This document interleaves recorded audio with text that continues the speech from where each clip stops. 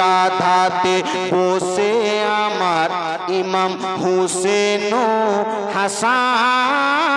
হাসান ধীরে ধীরে চলেন নবী ঈদগাহ ময়দান বলেন সুবহানাল্লাহ ধীরে ধীরে চলেন নবী ঈদগাহ ময়দান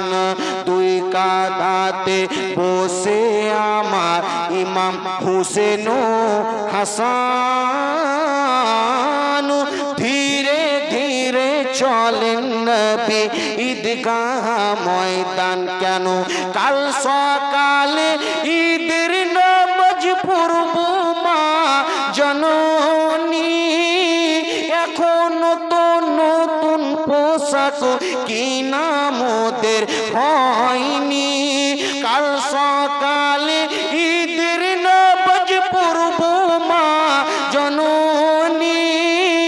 এখনো তো নতুন পোশাক কিনা মোদের হয়নি জান্নাত রানী মা ফাতেমা করোনা বয়ান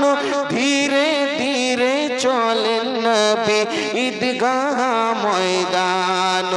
ধীরে ধীরে চলেন নবী ঈদগাহ ময়দান কেন পিতা আমার শেরে খোদা মাতা জান্নাত রানী নানা আমার কামলিওয়ালা মা কি মাদানি বলেন সুবহানাল্লাহ পিতা